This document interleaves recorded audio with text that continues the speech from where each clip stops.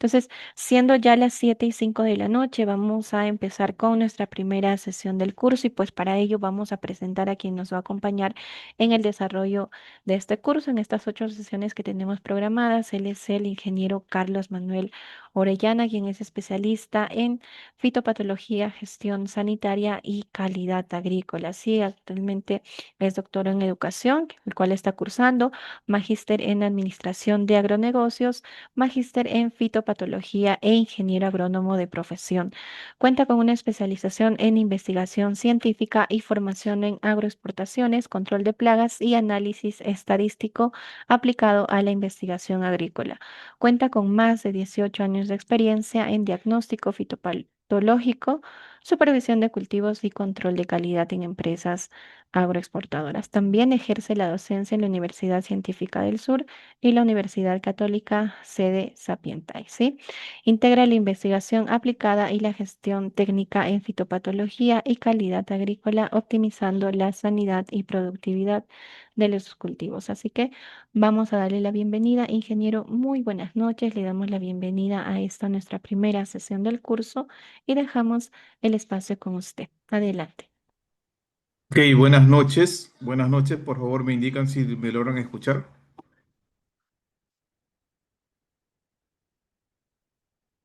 ¿Sí se logra escuchar bien? Ok, listo. Un minutito, por favor, denme un minutito.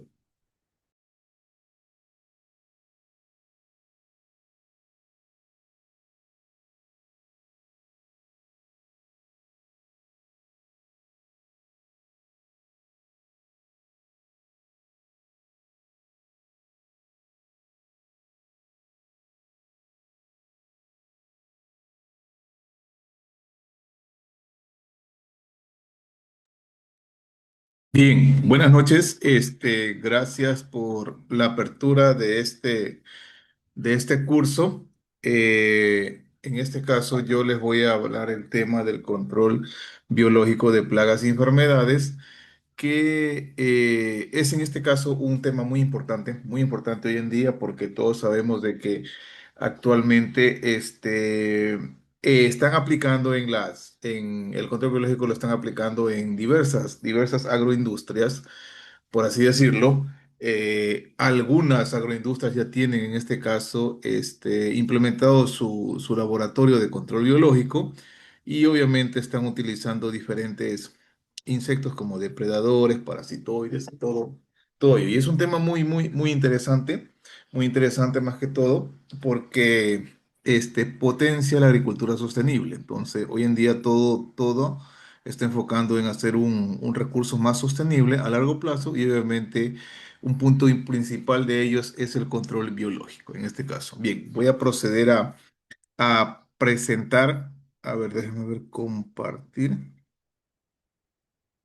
Ok.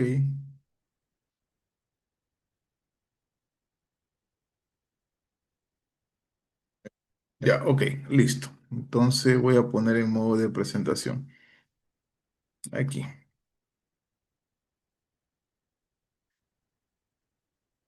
Ya. Entonces el tema principal es control biológico de plagas y enfermedades que voy a presentar. Wow. Tiene, tiene como objetivo es formar al estudiante en los principios, métodos y aplicaciones del control biológico de plagas y enfermedades, promoviendo el uso de organismos vivos, ¿correcto? Enemigos naturales como alternativa sostenible al control químico para contribuir a una agricultura ecológica y sustentable. El objetivo específico es aplicar los conocimientos sobre los principios, métodos y técnicas de control biológico para identificar, seleccionar y manejar adecuadamente organismos benéficos, enemigos naturales, con el propósito de implementar estrategias sostenibles que reduzcan el uso de productos químicos y favorezcan una agricultura ecológica y sustentable. Bien. Entonces, basándonos en estos conceptos, nuestro primer módulo se denomina Introducción al Control Biológico y su importancia. ¿Cuál será la importancia de aplicar este control biológico? ¿Qué ventajas me van a generar a mí al momento de aplicar este control biológico? ¿Cuál será la diferencia entre aplicar un control biológico o un control químico? ¿Qué repercusiones me va a tener? ¿Cuáles serán las consecuencias? ¿Por qué hoy en día las diferentes agroindustrias se están basando, los campos de producción se están basando en el control biológico? ¿Por qué están introduciendo? Eso es lo que vamos a ver en este caso con este tipo, con nuestra primera clase. Entonces, cualquier consulta, por favor, me la hacen conocer para yo poder realizar contestar la pregunta. Como sesión uno tenemos concepto y evolución histórica del control biológico. Entonces aquí vamos a ver principalmente algunos conceptos de los que tienen que tener. Tengo un problema con mi mouse. Ya, aquí está. Control biológico. Dice, el control biológico se refiere al uso de enemigos naturales, parasitoides, depredadores y hongos entomopatógenos como estrategia para reducir los daños producidos por insectos, plagas en los cultivos, ¿correcto? Entonces, ¿qué será un parasitoide? ¿Qué será un depredador? Es un enemigo natural que hay en el ambiente. ¿Y por qué hay en el ambiente? Porque en este caso todos sabemos que en la biodiversidad, en la fauna de un cultivo, obviamente hay tantos enemigos naturales y hay en este caso insectos que son considerados como plagas, como por ejemplo tenemos unos insectos que son los áfidos. Los áfidos en este caso son un tipo de insecto plaga que andan en numerosos individuos y obviamente ellos, ¿qué es lo que están haciendo? Ellos, su mecanismo de acción de los áfidos es con su estilete, obviamente van a succionar. Succionar en este caso la savia que hay en la planta, más que todo en el sistema vascular, succionan la savia y obviamente causan diferentes tipos de síntomas. Y uno de ellos y el principal síntoma de la principal peligrosidad de este insecto, como por ejemplo de uno de los áfidos, es la transmisión de virus. Y ahí se forma una larga cadena, obviamente, de infección. ¿Por qué razón? Porque obviamente necesitamos nosotros conocer cómo controlar. Y ahí viene el punto importante que indican, dice, se considera una alternativa ecológica a los pesticidas químicos. Se considera una alternativa ecológica a los pesticidas químicos. Entonces, como alternativa puede ser, pero también hay que saber, muy importante saber en qué momento hay que aplicar este control biológico, en qué momento yo debo de liberar los individuos que son catalogados como depredadores, parasitoides y hongos entomopatógenos. Entonces, es muy importante tener claro estos conocimientos de que el control biológico se basa en el uso de enemigos naturales, parasitoides, depredadores y hongos entomopatógenos que obviamente ya han sido estudiados y se los está aplicando directamente. Por ejemplo, hace unos días, en este caso, estuvimos en una, visitando con unos alumnos una agroexportadora y ellos aplicaban junto con el riego, aplicaban tricoderma marciano. Trichoderma marcianum es un hongo benéfico del suelo que en este caso coloniza toda la raíz de la planta y obviamente por espacio no permite que el hongo patógeno del suelo realice su infección. Ahí es por competencia. Y así sucesivamente hay diferentes mecanismos de acción, cómo trabajan los diferentes hongos. Entonces, los insectos plaga, ¿qué serán los insectos plaga? Los insectos plagas son organismos que causan daño a los humanos, a sus alimentos o a sus condiciones de vida. Aquí tenemos, por ejemplo, el Cystotrips dorsalis, que en este caso, este es un trips que está causando actualmente grandes afecciones al cultivo del arándano, ¿correcto? Pero en este caso, es muy diferente que el Frankinella occidentalis, que es también otro trips que afecta también al cultivo de arándanos. O sea, prácticamente esto es considerado un insecto plaga, sí. ¿Por qué? Porque causa alteración en el normal funcionamiento de la planta. Ahora, en este caso aquí podemos ver cómo son los síntomas. Este es un signo, este es un síntoma de la infección originado por este tipo de insecto. Este es un insecto plaga que causa. Ahora, este fruto que está con esta infección no se va a poder vender. Todos sabemos que para poder exportar de acuerdo a las normativas, de acuerdo a las políticas de requerimiento, necesitamos cumplir ciertos lineamientos y cumplir con ciertos parámetros que garanticen la comercialización del fruto. Entonces, por ese motivo, es muy importante saber manejar este tipo de plagas, saber controlar este tipo de plagas. ¿Por qué razón? Porque si yo no controlo, obviamente, yo voy a tener un problema que me va a generar este tipo de síntomas. Si me generan este tipo de síntomas, obviamente va a haber problemas en la exportación y en este caso va a haber problemas en la merma, aumento de la merma, y no es conveniente eso. Entonces, un insecto plaga es considerado aquel que produce, que daña, que causa alteración en donde, en el normal funcionamiento de la planta. Por ejemplo, otro insecto, habíamos hablado de los áfidos, tenemos el ejemplo de citotriptosalis, tenemos como ejemplo el ácaro del tostado, tenemos otro insecto plaga que puede ser en este caso, pues se me viene a la mente, querezas, querezas, pueden ser también, pueden ser chachitos blancos. Entonces, esos en este caso son considerados insectos plaga que causan alteración. ¿Correcto? ¿Para qué? Para que obviamente no se logre cumplir un adecuado un adecuado desarrollo de la planta, del cultivo o en este caso del fruto. Todos tenemos que entender de que estos tipos de de insectos plagas, es muy importante conocer la dinámica poblacional de ellos, la dinámica, cómo es su comportamiento de estos insectos, cómo nosotros, qué tenemos que conocer. ¿Por qué es importante conocer la dinámica de este insecto? ¿Para qué? Para que nosotros podamos en este caso, porque, ¿de qué me sirve a mí conocer cómo es el comportamiento? Por ejemplo, qué temperaturas, qué clima, qué humedad relativa es la adecuada para su reproducción. En este caso, ¿dónde afecta? ¿Qué tipo, dónde causa visión? ¿En qué estrato de la planta en este caso, ataca? ¿En qué estado estado en su etapa fenológica, en este caso, produce más infección? ¿En qué estadio produce más infección? Entonces, eso es muy importante de que nosotros tengamos claro de que necesitamos conocer de ese, de esa plaga. Hoy en día, la gran mayoría, por no decir todas las instituciones, las agroindustrias tienen sus, sus estaciones agrometeorológicas que le indican temperatura, humedad relativa, velocidad del viento, hora sol y un sinnúmero de parámetros climatológicos que ayudan a monitorear para saber cuánto va a atacar esa plaga. Entonces, por eso es muy importante conocer este tipo de parámetros para determinar en qué estado. Conociendo ese tipo de parámetros, ya sabemos cuándo va, en este caso, a afectar este tipo de plaga, como por ejemplo este citotis dorsalis. ¿Qué más tenemos que conocer?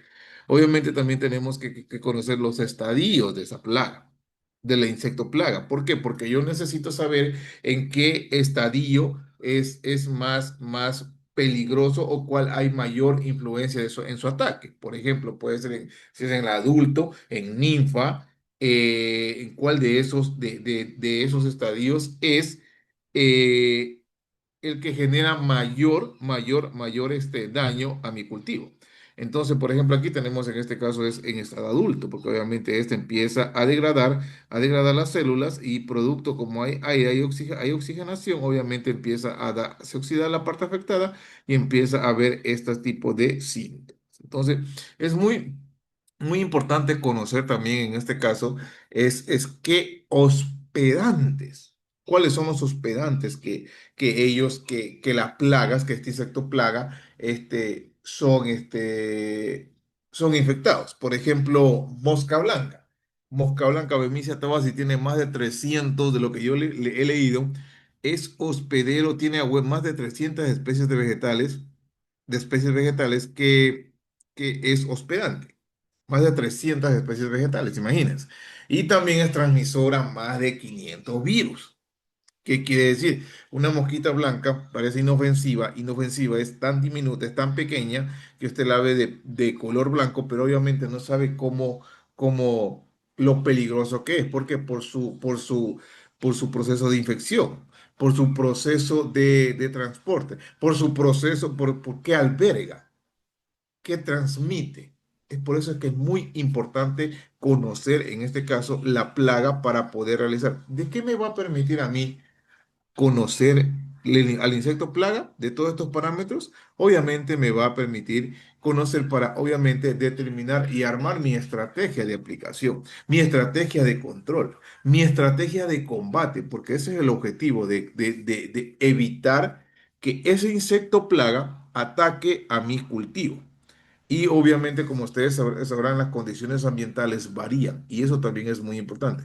Muy importante saber del insecto plaga, en qué estado fenológico de la planta actúa, en qué estado fenológico de la planta, en este caso, infecta. Por ejemplo, afecta en brote, afecta en fruto, afecta en cuando está, en este caso, en el periodo de que la planta está en floración, afecta en el periodo cuando está en cuaja. Todo ello nosotros necesitamos conocer. ¿Para qué?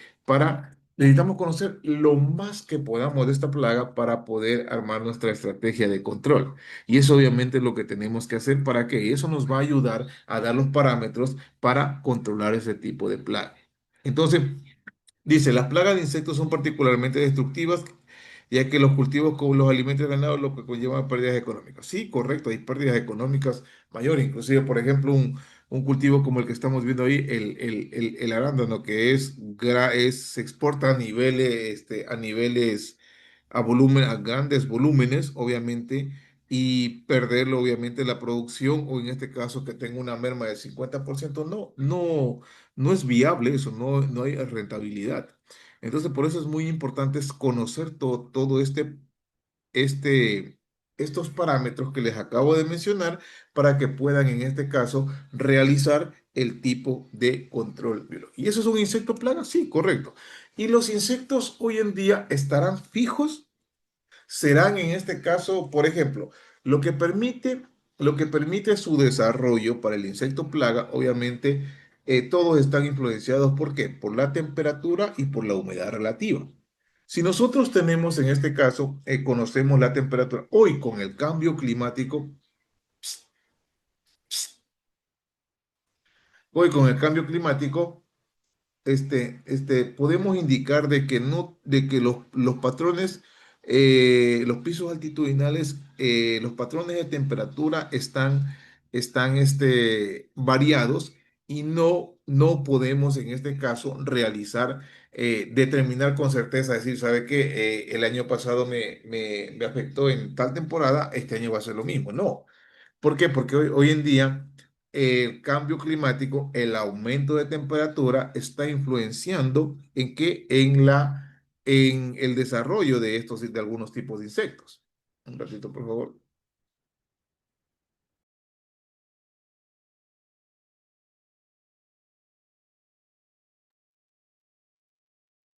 Entonces, les había mencionado de que el cambio climático está hoy en día afectando a los insectos, y no solamente a los insectos depredadores, también a los insectos que son, en este caso, que son a los insectos que son perjudiciales, y obviamente a los insectos que son considerados como enemigos naturales, a todos más que todo. ¿Por qué? Porque obviamente el exceso de temperatura o el aumento de temperatura desorienta, lo estresa a los insectos, y obviamente estos insectos, como están estresados, pierden el interés por aparearse. Entonces, como no hay cópula, en este caso no se producen los huevos, y obviamente no se producen, obviamente no hay este tipo de apareamiento, obviamente. Entonces, es muy importante tener estos conocimientos, pero también hay que tener claro de que, obviamente, para controlar una plaga, un insecto plaga, debemos de conocer lo máximo que podemos de este tipo de insecto. A ver, déjenme pasar a la otra lámina, por favor.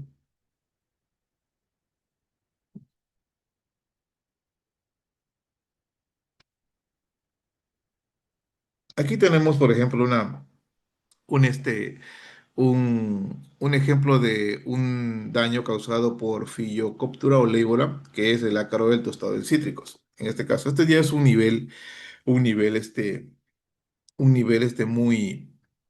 muy avanzado de infección. Aquí prácticamente ya podemos entender que no es no es vialmente comerciable esta fruta. Aquí hay que aclarar dos puntos importantes con respecto al control biológico. Sí, por eso he colocado este tipo de imagen. El control biológico, a diferencia del control químico, usted, por ejemplo, puede evaluar y su umbral de acción puede estar pasando el límite de lo permitido. Digamos que su evaluación tiene 5% de lo permitido y su evaluación del ácaro del tostado tiene 6%. Correcto, tiene, como decimos en pocas palabras, tiene un incendio del ácaro del tostado. Ya, está bien, no hay problema. Entonces, ahí prácticamente si usted va a aplicar, en este caso, tiene ese nivel de infección, obviamente usted, si dice, sabe que voy a aplicar control biológico, obviamente no lo va a realizar. ¿Por qué? Porque obviamente el control, a diferencia del control químico, que el control químico, si usted tiene un incendio, tiene una bomba, o tiene en este caso algún tipo de infestación a gran escala, usted en este caso, ¿qué es lo que va a hacer ahí? Usted tiene que utilizar productos químicos para que puedan en este caso minimizar el efecto, minimizar la presencia de individuos y que estos individuos causen infección o alteración de estos tipos de frutos.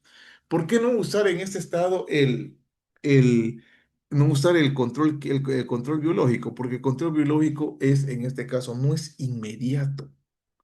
No es inmediato como por ejemplo, no es inmediato como por ejemplo un control químico. Usted tiene un control químico, de esos 6% que le digo, usted va, aplica un controlador, una aplicación de químicos, obviamente lo va a bajar. Sí, está bien, lo va a bajar, totalmente de acuerdo, pero obviamente, ¿a qué precio? ¿A qué precio? Entonces, si usted dice, sabes que tengo aquí y no y voy a realizar en este caso, a aplicar, voy a liberar mis crisopas, a liberar mis depredadores para que me hagan el efecto, obviamente no va a suceder así. ¿Por qué? Porque obviamente el control biológico mayormente se lo hace de manera preventiva, para evitar. Porque si tenemos un incendio, obviamente ahí se pasa el umbral de acción, obviamente no vamos a poder controlar este tipo de plaga. ¿Por qué razón? Porque es lento. Un control químico es rápido. Usted programa la aplicación, le hacen la aplicación en una hora, por así decirlo, y obviamente logran controlar la incidencia de esa enfermedad, la presencia de individuos, si usted puede hacer, pero en un control biológico no es posible. Entonces, de esa manera, nosotros podemos entender de que hay una gran diferencia totalmente abismal frente a un controlador biológico que un control químico.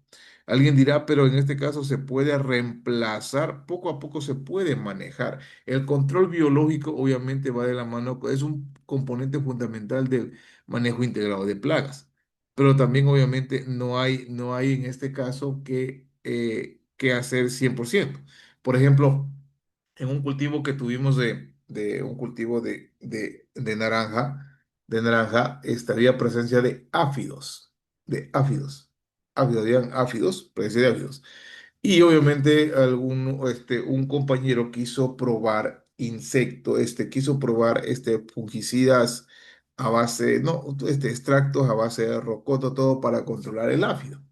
Entonces ahí, ¿qué es lo que pasaba? Ellos querían que todas esa plantación, esas 5 hectáreas, le demos para que apliquen, pero no es posible eso. ¿Por qué? Porque si yo dejo que se invada todo de, de áfidos, obviamente voy a tener que utilizar control, voy a dejar de aplicar control químico y obviamente no voy a poder controlar. Se me van a disparar las diferentes plagas. ¿Qué plagas? Quereza, arañita roja, áfidos, pulgones, todo ello, se me van a disparar. Entonces no es posible eso. Entonces, con esto en este caso, es la diferencia que usted tiene al momento de aplicar el carbono. No puede reemplazar el control biológico al control químico, no, no puede reemplazar, pero sí puede ir de la mano ¿para qué? Para poder hacer un manejo integrado de plagas. Eso sí es posible. Sí es posible. Por ejemplo, uno de ellos también es un punto muy importante también es el uso de trampas con feromonas. Puedes hacer, sí, también puedes colocar plantas con feromonas. Hay una empresa que está por aquí, por Manche, tiene bastante trampas con feromonas para que los insectos plaga obviamente vayan y obviamente sean atraídos por las, por las feromonas y obviamente empiecen a se mueren, obviamente. ¿Por qué? Porque son atraídos, obviamente, junto a un compuesto, a un sebo tóxico y obviamente se minimizan los adultos. Entonces, ese es el punto que quería explicar con este tipo de, con este tipo de lámina. A ver, pasemos acá. Dice. Aquí en este caso les voy a explicar qué es un parasitoide. Un parasitoide es un organismo que durante su fase larval vive a expensas de otro organismo y que necesita de ese organismo, dice, el huésped al cual eventualmente lo mata. ¿Y por qué lo mata? Porque ese, ese organismo cuando eclosiona, cuando sale necesita alimentarse. Hay algunos, la gran mayoría de insectos que en este caso, cuando una vez que eclosionan, necesitan alimentarse. Alimentarse. Y hemos visto algunos casos, por ejemplo, cuando hay huevos en hojas, lo primero que hacen es pasan su base larval y empiezan a alimentarse. Yo he visto, por ejemplo, individuos, ninfas de arañita, que obviamente ellos ni bien eclosionan, empiezan a alimentarse, empiezan a succionar y obviamente le están causando alteración a la planta.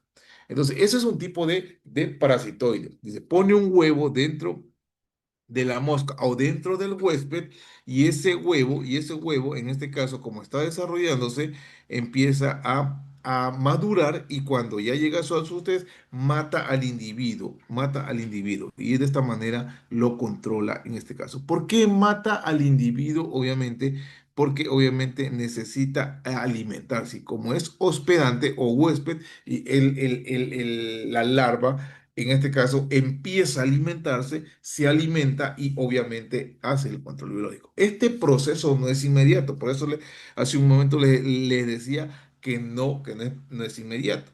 Ahora, en este caso, depende también de si el parásito y de cuántos huevos puede poner. ¿Correcto? ¿Cómo es en este caso su ciclo infectivo? ¿O cómo es su ciclo biológico? ¿Cuántos huevos puede poner? ¿En qué estación? ¿Qué pasa si hay altas temperaturas y no puede en este caso realizar el proceso de colocación de huevos dentro del huésped? ¿Qué pasa si no hay las condiciones ambientales adecuadas? Entonces, no es inmediato. Entonces, por eso es muy importante que tengan claro que el control biológico, si aplicamos, por ejemplo, para una plaga en especial, no es inmediato. A diferencia que el control químico sí es inmediato. Pero ¿qué es lo que sucede? Que con el control químico hay algunos tipos de, de, de errores. Hay algunos tipos de errores. Y aquí en este caso les quería mencionar que el control biológico se considera una alternativa ecológica a los pesticidas químicos. Sí, ¿por qué razón el control químico? ¿Cuáles serán las desventajas de aplicar un control químico? Por ejemplo, hay contaminación. Esta es la aplicación. Esta es aplicación. Aplicación de productos químicos. Acá también estamos haciendo aplicación de productos químicos. Pero ¿cuáles son las consecuencias de esa aplicación? Como punto uno es contaminación del suelo, aire y agua. Aquí, por ejemplo, miren, ve, aquí esta nubosidad que se forma, esta deriva del producto químico, esto no solamente cae en las plantas, correcto, está bien, cae en las plantas, pero también a dónde va, cae en el suelo. Y en el suelo, ¿cuáles serán los,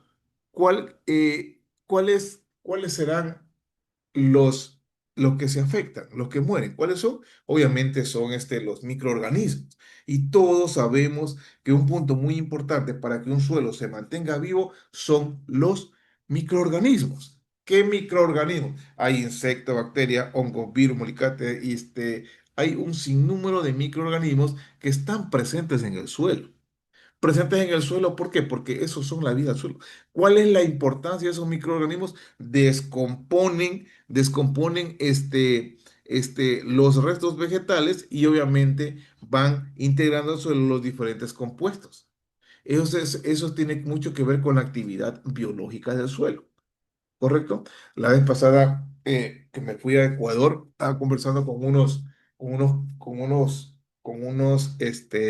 productores de plátano. Ecuador es fuerte en producir plátano de exportación, pero es convencional, no es orgánico. Entonces ellos, conversábamos después de una reunión, nos pusimos a conversar ahí, y ellos me decían, ellos decían, mi, mis campos, uno tenía 10 hectáreas, el otro tenía 15 hectáreas, el otro tenía 40 hectáreas. Dicen, mi campo ya no produce como antes. Ya no produce como antes. ¿Por qué ya no produce como antes? Me dice, antes yo producía 45 hectáreas por hectárea, por cajas de plátano, y ahora produzco 30. Ahora produzco 35. No sé qué pasa, y le estoy aplicando el mismo fertilizante. Porque yo le hice la pregunta, le digo, ¿usted cuánto es su porcentaje de materia orgánica que tiene en su suelo? No sé. ¿Aplica materia orgánica al suelo? No, no le aplica materia orgánica. Me dice, no, es que esos campos han sido sembrados cultivos de cacao, pero la hojarasca me dice, sí, pero ¿qué pasa? Que en algún momento eso ya se llega a un nivel de que ya se elimina totalmente. Entonces vas a hacer, ¿qué haces? Aplicas fertilizante, no tienes materia orgánica, obviamente, no tienes. Entonces, ¿qué problema va a haber ahí? Si aplicas fertilizante, obviamente va a haber un problema de salinización. Si aplican a grosso modo, no aplican por medio de un análisis de suelo la dosis correcta de fertilizante al suelo, ¿qué va a ocurrir? Va a haber una sobredosificación. Entonces, ¿eso qué va a generar? Va a generar salinidad. Y la salinidad afecta a la actividad biológica del suelo, materia orgánica. Correcto. Y todos sabemos que la materia orgánica es un componente básico. ¿Por qué? Porque de la materia orgánica sale el nitrógeno del suelo. Entonces, ahí viene la contaminación del suelo y del agua. Del agua, ¿por qué del agua? Porque todo eso, esa molécula, toda esa deriva, ese producto de la aplicación, cae directamente al suelo y eso obviamente se mezcla con la solución del suelo y obviamente también va a proceder a realizar la contaminación del agua. Y sabemos en este caso que en algunas zonas hay pozos que se extrae el agua para uso de consumo humano, ¿correcto? Y también hay en este caso pozos ¿para qué? Para regar, extraer agua y regar los cultivos. Entonces eso es muy, muy importante que tengan claro. Contaminación del aire. Aquí están contaminándole. Y al haber este tipo de contaminación, ¿qué va a ocurrir? Va a ocurrir de que aquí, obviamente, todos los microorganismos, los insectos que hay aquí, obviamente van a ser contaminados con este tipo de producto químico y obviamente van a morir. Pues la vez pasada hacíamos investigando, dimos con un artículo que indicaba que la materia orgánica en los suelos vírgenes, en los suelos de selva, era mayor cantidad de materia orgánica frente a un cultivo de cítricos, ¿correcto? Y obviamente la presencia de insectos también era mayor frente a un cultivo de cítricos. ¿Por qué razón? Por esto mismo. Perdón. ¿Por qué razón? Porque esto, ¿qué es lo que produce? Esto genera esta muerte de que de todos esos insectos que están en este alrededor. Y no solamente aquí, hay en este caso esto como hay, va a haber partes que no cae directamente sobre la planta y va a caer esto se va a transportar. ¿Y cómo se transporta? Eso se llama deriva y obviamente va a causar mayor contaminación. Contaminación del aire, contaminación del agua, contaminación del suelo, obviamente solamente por usar los pesticidas químicos. Afectación a organismos no objetivos, infecta también a los polinizantes. Todos sabemos de que las abejas cumplen una función muy vital e imprescindible que es la polinización. Obviamente, todo fruto que comemos, gracias que comemos, todo fruto, una manzana, todo se produce por medio de la polinización, ¿correcto? Entonces, Eso afecta, y no solamente afecta a estos productos químicos, afecta a los agentes polinizantes, también a los enemigos naturales. Entonces, por eso es muy, muy importante conocer qué consecuencias me trae a mí al utilizar, en este caso, esos productos químicos, ¿correcto? Pérdida de la biodiversidad. ¿Correcto? Por eso cuando hay cuando empiezan cuando hay un fundo que sea orgánico, por ejemplo, yo he visitado fundos orgánicos en Ecuador, y cuando voy caminando, iba caminando en esos fundos orgánicos con las botas, uno va caminando y saltan los insectos, saltan los insectos, saltan los insectos. ¿Por qué? Porque el primer punto que en un cultivo orgánico obviamente es disminuir la cantidad de agroquímicos que se aplican en el suelo hasta llegar a un tope que es cero. Entonces no había aplicación, había más biodiversidad, había más plantas, había incluso hasta un poco de maleza que estaba como a 30 centímetros, pero obviamente eso que atrae, eso atrae gran cantidad de biodiversidad, biodiversidad de insectos, biodiversidad de de lepidópteros, biodiversidad de saltamontes, biodiversidad de dípteros que obviamente contribuyen en este caso a la fauna de esa área.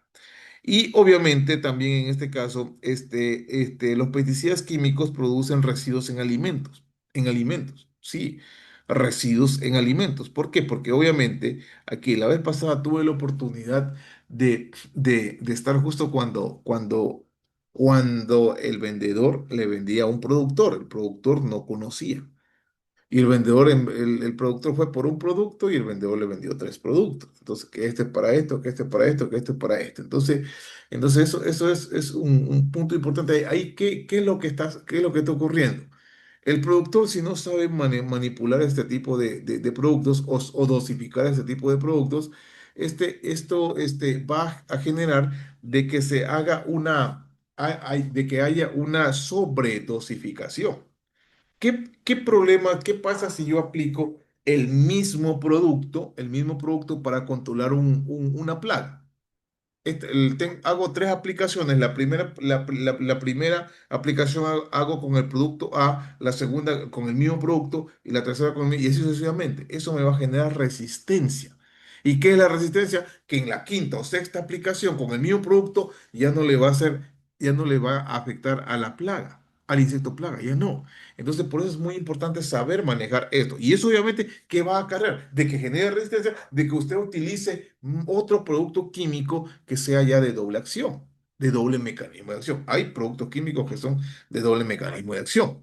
Entonces, eso es muy importante, pero más allá de generar resistencia, ¿qué va a producir?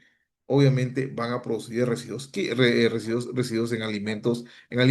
Yo tuve la oportunidad de trabajar un tiempo en una zona de aquí muy cerca de Lima, en donde producían fresa. Y la fresa, ustedes saben que se vende, a veces se pone hasta 8 9 10 soles el kilo, la fresa. Pero ¿qué va a ocurrir con él? ¿Qué ocurría? El día anterior le estaban aplicando este producto químico y al siguiente día ya cosechaban para vender. Entonces, va a haber residuos en alimentos, totalmente, va a haber residuos en alimentos. A ver, entonces eso es uno de los problemas de los pesticidas químicos. Dice, resistencia a plagas, le acabo de mencionar, costos económicos crecientes. Sí, correcto, porque el producto que aplicaste 5 veces va a tener un costo, pero el producto que tiene doble mecanismo de acción ya va a tener otro gasto y va a ser un poco caro. Entonces, alteración del equilibrio ecológico. Correcto, ¿por qué hay alteración del equilibrio ecológico? Como les había mencionado hace un momento, en el cultivo de cítricos hay mayor cantidad, en menor cantidad de insectos, y en los suelos de selva hay mayor cantidad de insectos. ¿Por qué? Por el ambiente. El suelo de selva no se aplican productos químicos, bueno, en ciertas partes, pero cuando se hace monocultivo, cuando se siembra a gran escala, sí se hacen aplicaciones de productos químicos. Entonces ahí obviamente el riesgo es mayor, totalmente mayor. Y obviamente ustedes saben que cada año el mercado crea restricciones en donde disminuye el límite máximo de residuos. Límite máximo de residuos. Y en Ecuador fue un caso muy, muy especial ¿Por qué? Porque ellos, hubo un mercado que le puso al, mucha restricción a un producto químico que ellos no pueden dejar de utilizar. Una comisión fue a hablar directamente en el mercado objetivo y que obviamente le levanten eso. ¿Por qué? Porque no se podía hacer más nada. Llegar al 100% de cultivo orgánico no se puede. ¿Por qué? Porque la mayoría son tipos convencionales. Entonces, eso es un punto muy importante que obviamente necesitamos conocer. Riesgos para el trabajador agrícola. Miren acá, esto de aquí. Este señor no está usando el equipo de protección, son productos químicos que tienen que, de acuerdo a la norma, tienen que utilizar el equipo de protección personal para realizar la aplicación de productos químicos. Son sustancias químicas. Yo recuerdo que cuando yo era chacrero, yo trabajaba como estos señores de aquí y a nosotros para aplicar, en ese tiempo se aplicaban los nematicidas. Los nematicidas que son en este caso son órganos fosforados, que ahorita ya están, la mayoría ya están prohibidos. Entonces, ¿qué es lo que ocurría? Lo que ocurría era que en ese tiempo era un producto que solamente se aplicaba hasta las 10 de la mañana y nada más veneno le llaman nematicida, sí. Pero ¿qué es lo que ocurre? Las personas aplicaban sin equipo de protección personal. Entonces, ¿hay un riesgo para la salud? Sí, correcto, hay riesgo para la salud, ¿sí? Y obviamente daños a la calidad del suelo. Les había mencionado que la parte muy importante es de que el daño que se produce es la pérdida de la actividad biológica, de los microorganismos del suelo. ¿Por qué? Porque esos microorganismos se encargan de de potenciar la materia orgánica. Y un suelo que tenga más cantidad de materia orgánica es un suelo rico. Es un suelo que va a tener más disponibles los nutrientes para que las raíces de las plantas puedan absorber. Entonces, esos son unos pequeños conceptos de que cómo los productos químicos pueden ser perjudiciales al momento de su aplicación y al momento de su uso. A ver, un ratito, déjenme continuar acá. Pues les había hablado de un parasitoide, ya les había hablado, y en este caso vamos a ver que es un depredador de plagas agrícolas, ¿correcto? Es un organismo que se alimenta de plagas que afectan los cultivos ayudando a controlar las poblaciones de manera natural, reduciendo la necesidad. Sí, correcto, está bien, siempre y cuando es el depredador aquí está, Orius laevigatus. Este es un depredador que mata, lo mastica, lo come. Ese es un depredador, ¿correcto? Pero que obviamente dice ayudando a controlar sus poblaciones de manera natural. Sí, totalmente de acuerdo, hace su trabajo, sí. Pero aquí hay un punto muy importante, reduciendo la necesidad de pesticidas químicos, correcto.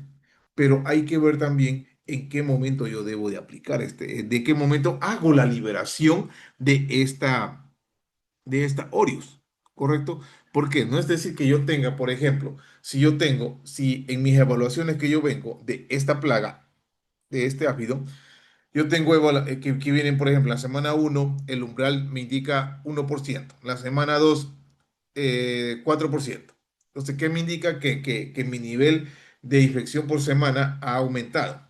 Entonces, si tengo 4% y mi umbral de acción es 5% de porcentaje de esta plaga, obviamente yo en esa semana 4 yo ya tengo que obviamente aplicar en este caso un producto químico. Sí o sí tengo que aplicar un producto químico. No voy a aplicar. ¿Por qué? Porque si en la semana 4 tengo 4%, en la semana 5 ¿cuánto tendré de infección, de porcentaje? Tendré 4 más, por lo menos tendré un 6%. Entonces yo no voy a esperar que llegue a ese tipo de nivel. Entonces ahí yo puedo, en este caso, tengo que aplicar un producto químico.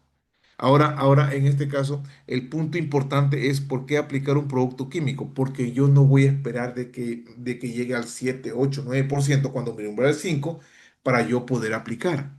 Entonces ahí va un punto importantísimo de la evaluación de estas plagas agrícolas, ¿correcto? Y ahora me dirán, ¿cada cuánto tiempo se tiene que hacer la evaluación de plagas agrícolas? En este caso, se puede hacer cada 7 días. ¿Por qué? Porque yo necesito contabilizar cuál es mi porcentaje de infección. Mi umbral me dice 5%. Me dice que 5% no me puedo pasar. ¿Por qué? ¿Por qué? Porque obviamente si ya me da 6% ya económicamente no es viable. Si me dice que va a haber 5%, obviamente, entonces yo tengo que mantenerme ahí. ¿Cuándo aplicaré yo en este caso el controlador biológico? Cuando tenga un 1%, 2%, 3%, ahí está bien. Pero ya si llega a 4, 5, obviamente ya tengo que aplicar. Y sobre todo, más que todo, tenemos que entender claro que la evaluación de este tipo de plagas se tiene que hacer. Es un paso fundamental realizar esto. ¿Por qué razón? Porque las plagas no respetan feriados, las plagas agrícolas no respetan festividades, no respetan nada, simplemente ellos necesitan es alimentarse. Y si hay disposición de material vegetal, ellos se alimentan y no pueden producir más. Entonces eso es muy importante realizar y obviamente mantener el tipo de depredador de plagas. Entonces aquí tenemos un depredador que obviamente, ¿qué pasa si yo tengo, como le mencioné, sobre el 5% y yo libero a diferentes orios? Libero 5.000 individuos o 2.000, 3.000, pero obviamente no van a hacer en este caso el trabajo de forma inmediata, va a demorar. Pero si yo lo puedo aplicar cuando tengo un 1%, puede que sí. Entonces, eso es muy importante entender. Un depredador es un organismo que se alimenta de plagas, obviamente, y mantiene bajo su nivel. ¿Y por qué utilizo yo eso? Para evitar el uso de productos químicos. En lo posible, minimizar el uso de productos químicos. ¿Por qué necesito minimizar? Ya les expliqué por qué consecuencias tiene al aplicar productos químicos en esto. Entonces, sí o sí yo tengo que conocer esto. Para yo aplicar en este caso este tipo de Orius, para aplicar este insecto que es biocontrolador, es depredador, obviamente yo tengo que conocer su dinámica poblacional. ¿Y qué incluye eso? Saber en qué temperaturas voy a aplicar. Correcto. Por ejemplo, como son materiales vivos son individuos, no voy a aplicar en cualquier momento, no voy a aplicar en la hora que haya mayor, mayor brillo solar o mayor insolación solar, mayor horas luz. ¿Por qué? Porque obviamente como son y están criados en laboratorio, ellos cuando están criados en laboratorio tienen todas las condiciones adecuadas, pero cuando ya pasan a campo abierto, obviamente son otras condiciones de humedad, temperatura, velocidad del viento. Tenemos que tener ese tipo de consideración al momento de realizar este tipo de liberación de liberar este tipo de insectos, en este tipo de insectos que son considerados depredadores de plagas agrícolas. Bien, bien. Bien, en cuanto a las prácticas ancestrales, bueno, eso desde hace mucho tiempo ya se ha venido utilizando como los primeros sistemas utilizaban enemigos naturales para controlar los insectos plagas. Claro que sí, desde hace mucho tiempo se ha venido aplicando. Y obviamente a finales del siglo XIX y del siglo XX se produjeron avances significativos, especialmente en la industria citrícola. Y hay diferentes casos de estudio ahí que es muy importante avanzar. Lo que sí aquí, esto no es nuevo, ya ha venido desde hace mucho tiempo, pero en este caso es importante que ingrese. Antes no se sabía cómo criar un insecto. Hoy en día hay criaderos. Aquí el ente más importante que es NASA tiene. Y aparte de haber estos insectos, ya se los puede comprar a un nivel comercial. Hay empresas de control biológico que están utilizando estos, estos, estos insectos y lo están haciendo a un nivel comercial. Por ejemplo, los microorganismos tales como tricoderma, como Bacillus thuringiensis, que también ayudan en este caso a proteger al cultivo, hay productos en función a ese. ¿Qué utilizan? Utilizan las conillas, utilizan obviamente los productos son en polvo, son en líquido, que ya son a una escala a nivel comercial. Entonces, sí, esto del control biológico ya ha tenido, ya ha estado muy, está en su momento, se está investigando bastante en esto. ¿Por qué razón? Porque necesitamos comprender de que este es un buen punto y minimizar los efectos de los productos químicos. Y obviamente, un caso de éxito es, por ejemplo, que en 1916 la cereza negra del olivo, como se conoce el insecto Saesticietia olae, causó estragos en los olivares del Perú. Y obviamente trajeron se importaron Scutelista sinanea, y obviamente es una especie de insecto que obviamente se los devoraba, eso es un depredador. Entonces, aquí obviamente, ustedes saben que las querezas son insectos que obviamente en algunos países son cuarentenarios. Son plagas cuarentenarias. Por ejemplo, en Ecuador, el chanchito blanco, la cochinilla harinosa que la llaman, es cuarentenaria. Entonces, ¿qué significa eso? Que no te permiten ni una, ni un individuo te permiten al momento de llegar a puerto de destino. No te permiten, obviamente. ¿Por qué razón? Porque son plagas cuarentenarias. A un colega que trabajaba para una exportadora, le encontraron un insecto le encontraron en el contenedor que era bajo su supervisión, y obviamente le eliminaron 8 contenedores más el contenedor del insecto 9, 2 contenedores que estaban en cada punto cardinal. ¿Por qué? Porque estaban rodeados de contenedores. ¿Por qué? Porque solamente encontraron un insecto. Un insecto. Entonces, el mercado destino se cuida bastante de eso, se cuida bastante. Y hay un límite y hay un listado enorme de plagas que son cuarentenarias, pero obviamente todo manda el mercado. Si el mercado te dice que es una plaga que no puede ingresar, listo, tiene que hacerle caso, señor, porque el mercado es el que paga. Entonces, eso va a depender mucho de cómo usted lo maneje. Si tiene obviamente este tipo de plaga, obviamente no va a poder exportar, pero aquí obviamente en aquella época se ha introducido este tipo de insectos. Pero ahora alguien me preguntará, pero ¿cuál es la diferencia entre si es adecuadamente, qué se hace para atraer un insecto plaga que es utilizado como controlador biológico en otra parte, si va a venir a causar el mismo efecto acá? La respuesta es, obviamente, hay que hacer ensayos. ¿Por qué razón, profesor? Porque en donde originariamente se ha aislado son otras condiciones. Hay otro clima, hay otra velocidad del viento, hay otros factores ambientales, pisos altitudinales. No quiere decir que porque ya te causa efecto allá ejemplo, en USA, si lo traes también en este caso va a causar, va a ser eficiente en el control de una plaga. Siempre tienen que hacer, en este caso, tienen que hacer su respectivo ensayo para poder revisar, para poder determinar su efectividad. Lo mismo sucede con los hongos entomopatógenos. Sí, totalmente de acuerdo. Lo mismo, ¿qué pasa si obviamente hay hongos o tricodermas o micorrizas que son aislados de cultivos digamos, de otro país?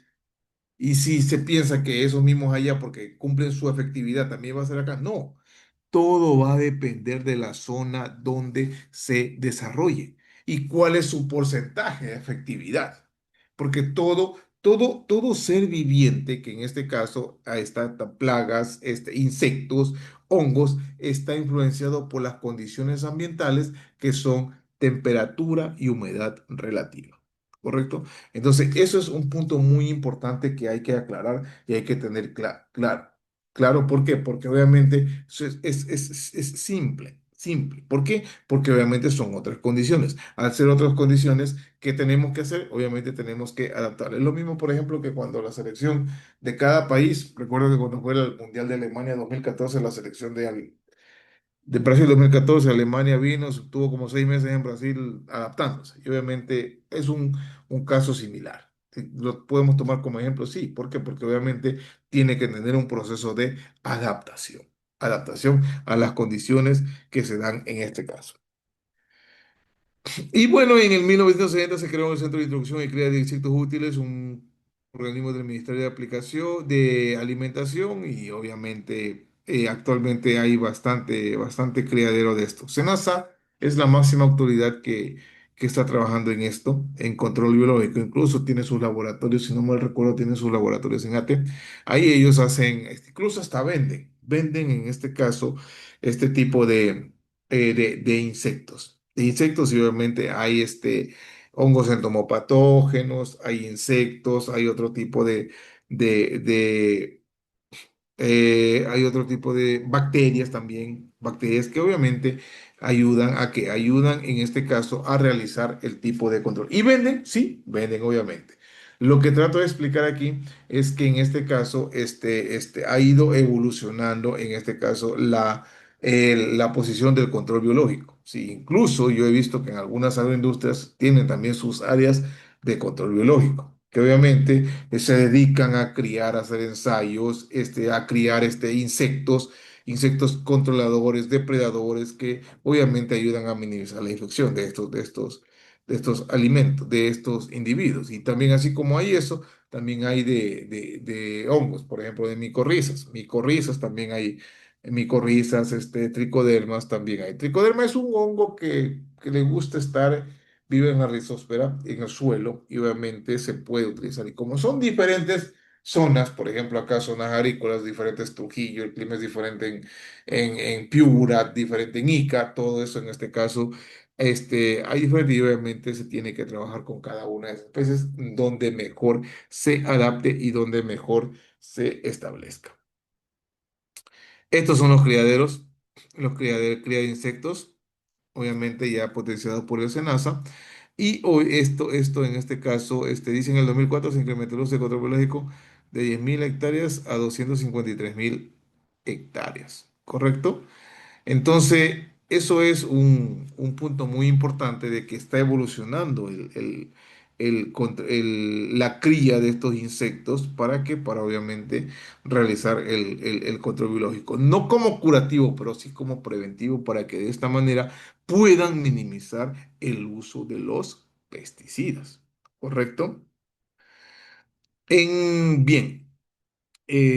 A ver, déjenme ver, por favor, denme un minuto que voy a traer un vasito con agua, por favor, discúlpeme.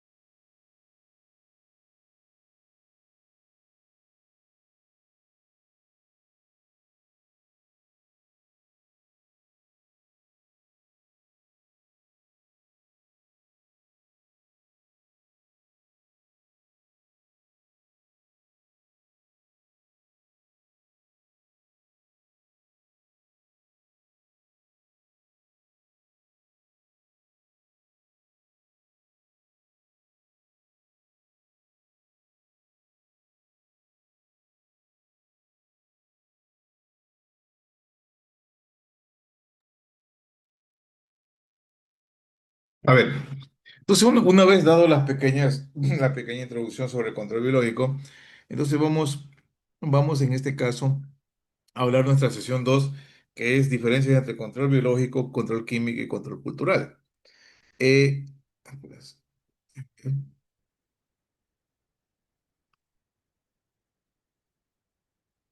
Aquí está, aquí hay unas imágenes muy interesantes nosotros que, que las he sacado de los diferentes artículos. Dice, los plaguicidas químicos son altamente eficaces en el control de plagas con una reducción a media de las pérdidas mundiales de cultivos alrededor del 30%. Pues sí, está bien, tiene toda la razón, toda la razón. Sí, el control químico hay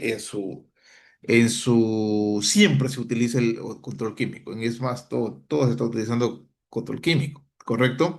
Pero obviamente tiene sus desventajas. La mayoría, por ejemplo, allá yo he visto que hacen, por ejemplo, para el cultivo de banano convencional, utilizan aplicaciones en el año, utilizan alrededor de 20 aplicaciones en el año, 20 aplicaciones de productos químicos, sí, bastante,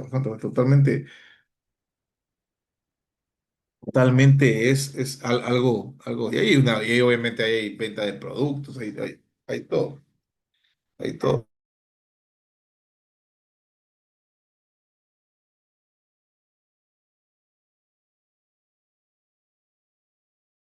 Entonces, eso es en este caso muy importante.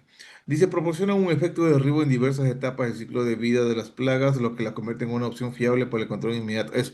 control fiable para el control inmediato de plagas y enfermedades. Eso sí, inmediato de plagas y enfermedades. ¿Por qué razón? Porque obviamente se pueden en este caso hacer un control inmediato.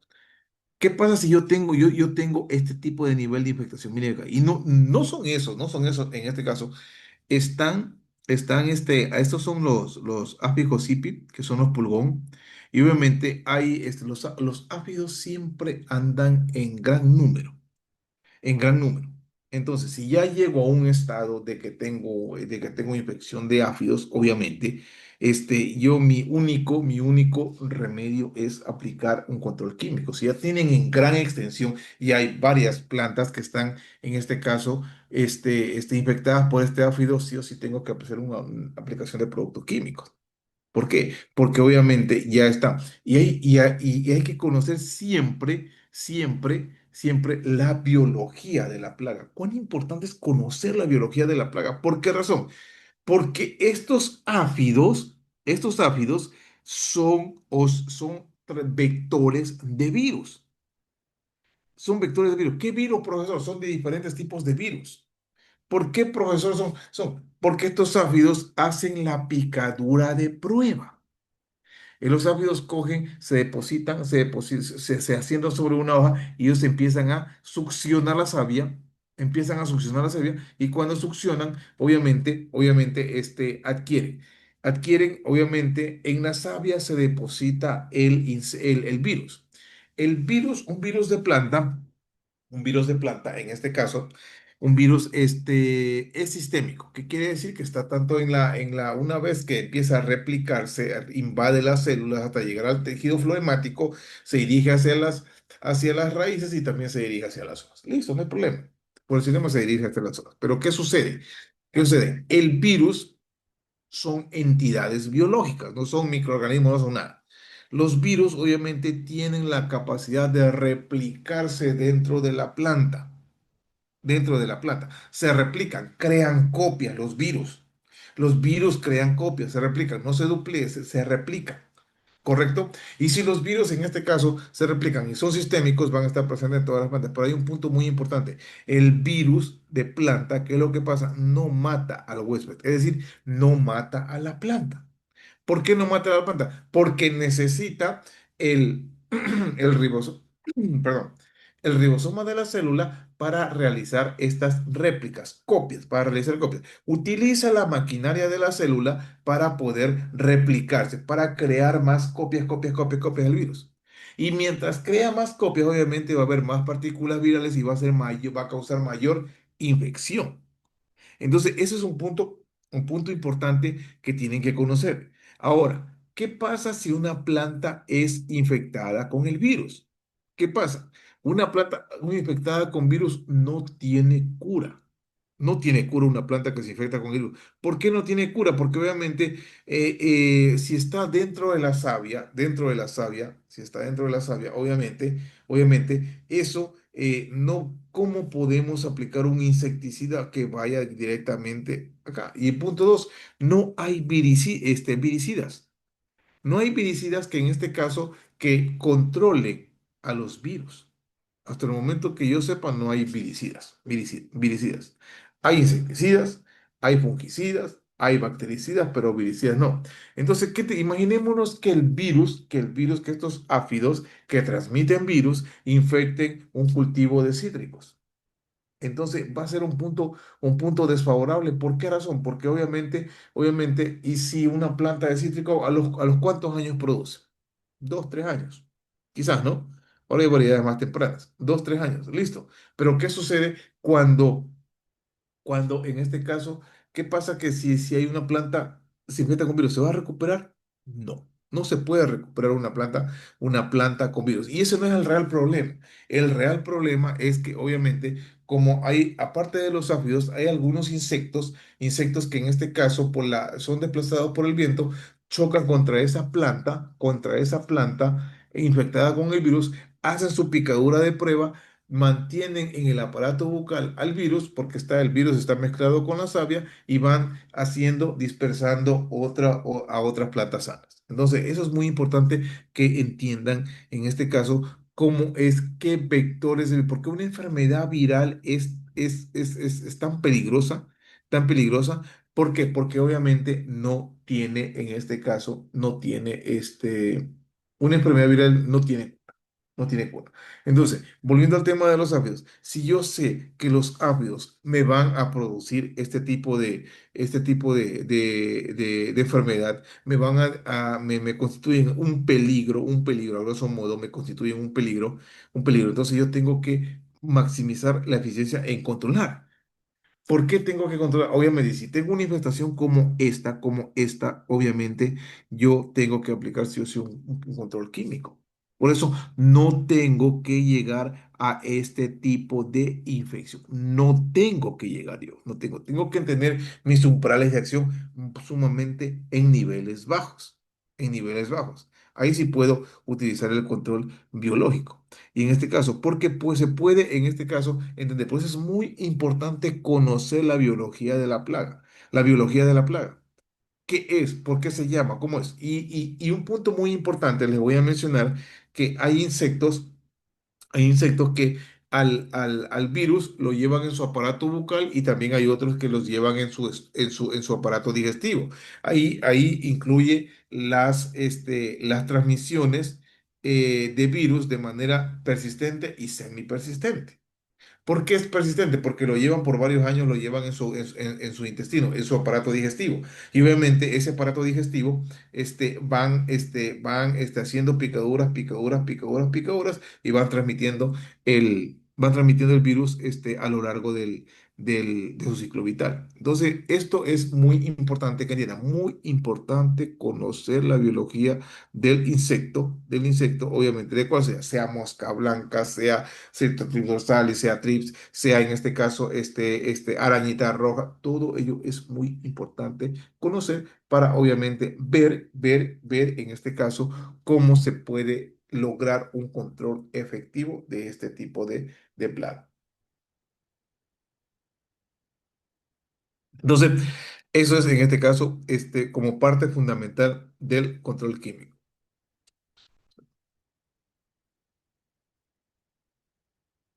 Además, pero el control químico en este caso, el control químico también tiene sus desventajas. Hace un momento les hablé de la resistencia. Correcto. El uso continuo de los mismos plaguicidas puede generar resistencia en las plagas, lo que se reduce su eficacia en el tiempo. Sí, el uso indiscriminado, si yo aplico con el mismo producto puede causar resistencia al producto. ¿Y qué es la resistencia? La resistencia es, obviamente, se presenta cuando la plaga o la enfermedad es sometida a varias aplicaciones con el producto que tengo el mismo mecanismo de acción. Cada producto químico tiene su mecanismo de acción. Por eso en este caso, en el caso de los fungicidas, hay ¿cómo se llama? La FRAC, que en este caso cada año sacan nuevas publicaciones, obviamente indicando cuáles son los ingredientes activos y cómo es su mecanismo de acción. Correcto. Por ejemplo, en,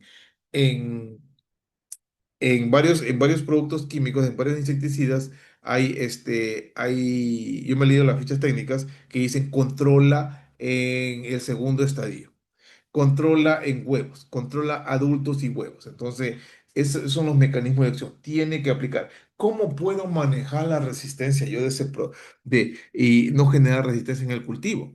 Yo tengo que hacer mis programaciones, mis aplicaciones de productos químicos con diferentes mecanismos de acción. Con productos que tengan diferentes mecanismos de acción para evitar generar esta resistencia. ¿Correcto? Entonces, y eso es lo que hace. Por ejemplo, en Ecuador, de esos 20 aplicaciones que hacen en el año, son permitidos solamente estrobilurinas son 3, triazoles son 7 Y obviamente ya en este caso, ya ahorita como hay productos que tienen doble mecanismo de acción, una afecta al ergosterol, otra afecta a la quitina del insecto, todo eso, entonces ya se puede hablar de que hay más posibilidades para hacer una mejor rotación. Entonces, eso es la resistencia. Alguien va a decir, pero, profesor, la recomendación es de 1.5, se me ocurre, es 1 litro por cada 200 litros de agua. Yo le voy a poner un poco una sobredosificación, voy a ponerle 1.5 litros para que vaya bien cargado y haga el efecto más rápido. Tremendo error. No, porque lo mismo está haciendo usted generando resistencia. Usted necesita controlar esa plaga y obviamente tiene que realizar este tipo de tener este conocimiento para realizar. Desafortunadamente, yo he visto acá en agricultores que no respetan eso, no respetan obviamente por falta de conocimiento y no tienen el uso principal, la iniciativa. Dice, el desarrollo de esta resistencia supone un desafío importante que exige la búsqueda de nuevas sustancias bioactivas, estrategias innovadoras para el control de plagas. Obviamente que sí, sí. Por eso les decía que están saliendo muchos productos que tienen doble mecanismo de acción. Doble mecanismo, es decir, es un arma con doble efecto, un tiro con doble efecto. Entonces, de esa manera, obviamente, te permite hacer un control, una rotación de productos químicos que sea más eficiente, que tenga diferentes mecanismos de acción y te puede en este caso ayudar a controlar ese tipo de plaga y ese tipo de enfermedad. Entonces, y lo mismo sucede que en este caso con las enfermedades fungosas, sí, también, lo mismo ocurre.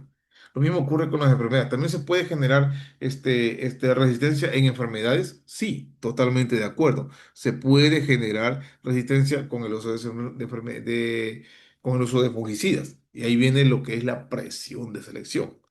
De tanto que en este caso, que usted aplique ese mismo producto, va a haber un individuo de que no le hace efecto y ese individuo va a dar en este caso origen a demás individuos para que puedan en este caso hacer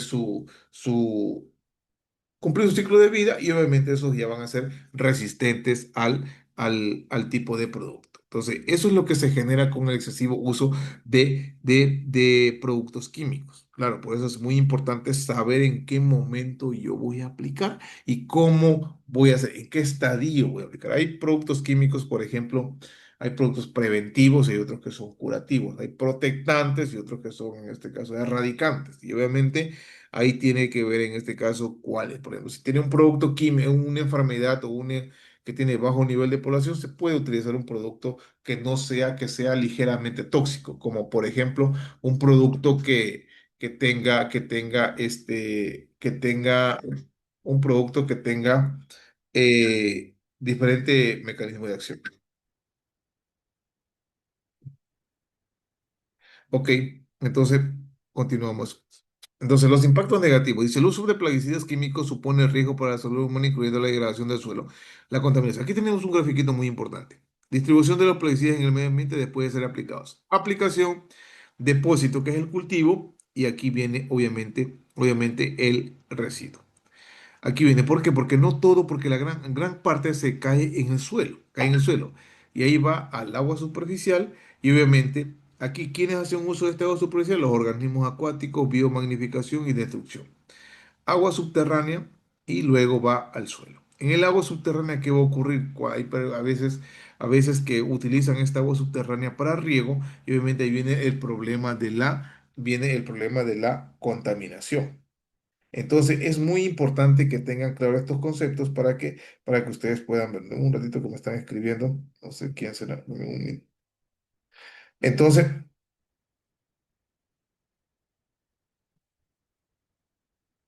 ya, entonces esto es en este caso. Una vez que se hace la aplicación, va al suelo y obviamente incluye la degradación y todo.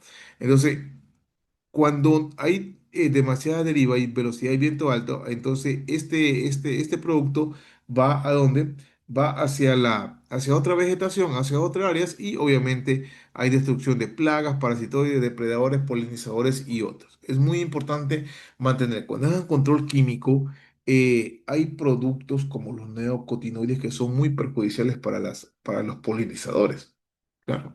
Entonces ahí usted tiene que manejarse evaluando en este caso el estado fenológico de la planta. Si ya está próximo a aperturar obviamente la flor del cultivo, obviamente usted tiene que dejar de aplicar esos productos porque son muy, muy peligrosos. ¿Para qué? Para las abejas. ¿Por qué? Porque cuando sale la flor, obviamente vienen en este caso, van a hacer uso de las abejas y obviamente las abejas, para evitar causar mortandad de las abejas. Entonces, eso es muy importante. Tienen que saber clasificar qué productos son nocivos o son dañinos para las abejas. Y todos sabemos que, en campo, por ejemplo, se utiliza, la gran mayoría se utiliza, abejas para poder realizar la polinización. Y obviamente se entiende que obviamente a más de esto hay varias diversas fuentes de contaminación. Entonces, todo esto ha generado la preocupación de que hay una bioacumulación, de que las sustancias químicas pues, pueden acumularse en el medio ambiente provocando daño ecológico a largo plazo o en su defecto puede causar residuos químicos. Residuos químicos, claro que sí, porque me acuerdo que si no mal recuerdo, creo que fue en el 2014 2015 que devolvieron 4 contenedores con quino que tenía elevados residuos químicos, concentración de elevados residuos químicos. ¿Por qué razón? Porque antes, eso hay que saber manejarlos. ¿Por qué? Porque yo no puedo enviar un producto que viole las disposiciones de mi mercado objetivo. Claro, porque para ingresar al mercado tiene una serie de normativas que usted tiene que cumplirlas sí o sí. Si no, le van a devolver. Tiene que pagar el flete de esos 4 contenedores hacia acá. ¿Cuánto es costo? Entonces, por eso es muy importante realizar. Yo recuerdo que cuando en Piura, cuando trabajaba en Bandana Orgánico, habían productores que no respetaban, en este caso, las disposiciones, y uno de ellos era no aplicar fertilizantes químicos. Entonces, pero siempre tiene que haber por ahí unas personas que no hacen, y obviamente esas personas que no cumplieron esa disposición, obviamente en este caso los multaban y obviamente les suspendían la certificación. Y ahora de nuevo, ¿cuánto tiempo tiene que pasar para de nuevo obtener esa certificación? Obviamente tiene que pasar mucho tiempo. Y mientras tanto, ¿usted a quién le vende ese producto? ¿Cómo lo vende? ¿Como convencional o como orgánico? Entonces, ahí es un poco medio conflictivo esa parte. Por eso, si las disposiciones del mercado objetivo le dicen cero de residuos de este producto, hay que cumplirlas. Simplemente el mercado es el que paga y obviamente el mercado es el que pone el precio y obviamente el mercado hay que hacerle caso. Si es que dice en este caso con ese tipo de restricciones. Entonces, basándonos a eso en muchos temas que ya hemos hablado del control químico, ahora vamos a hablar del control biológico. Es un método ecológico y sostenible por el manejo de plagas y enfermedades que tiene como objetivo utiliza enemigos naturales como depredadores, parasitoides y patógenos y competidores. Aquí está esta mariquita se está comiendo a estos áfidos, pero la pregunta es, ¿cuántos áfidos come una mariquita? ¿Ya? Ahora, ¿cuántas mariquitas yo debo de aplicar? ¿Cuánto de mariquitas yo debo de liberar? ¿Correcto? ¿Cuántas mariquitas come? Aquí por lo menos aquí habrá unos más de veinte áfidos, pero ¿cuántos come? ¿En qué momento? ¿Correcto? Entonces, por eso es muy importante saber en qué momento yo voy a aplicar. En qué momento voy a aplicar y obviamente en qué momento yo debo de utilizar esto. Enemigos naturales, sí, son enemigos naturales que necesitamos controlar. ¿Y qué más con controlar con enemigos naturales? ¿Para qué? Para que podamos realizar el tipo de control. Entonces eso es muy importante conocer y tener claro que obviamente nosotros debemos de entender este tipo de situación. Ese es el control biológico, utilizar enemigos naturales. Y no solamente enemigos naturales, también, por ejemplo, la vez pasada visitamos un fundo en Trujillo, y ese fundo tenía una barrera viva que era como de 2 metros y algo. Y a 2 metros de esa barrera viva tenía otra barrera inmensa que obviamente tenía más, tranquilamente podría llegar a los 4 metros. Y obviamente ahí en este caso la pregunta es ¿por qué utilizan eso, esas barreras vivas? ¿Por qué utilizan ese tipo de barreras vivas? ¿Correcto? Ahí nos supieron, en este caso, entendimos de que una protege protegen de las partículas de polvo.